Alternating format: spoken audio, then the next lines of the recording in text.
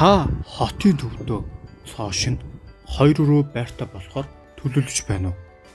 Танд ТБД андуудын баруун талд 2021 онд ашиглалтанд орсон 51 м2 бүхий 2 руу байрыг санал болгож байна.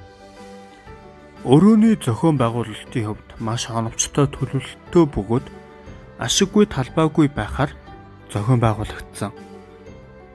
Тухайн байрны хувьд урагшаага болон баруун харсан цонхны байрлалтай бөгөөд том өрөө галт тогоотой цуг байхаар зохион байгуулагдсан.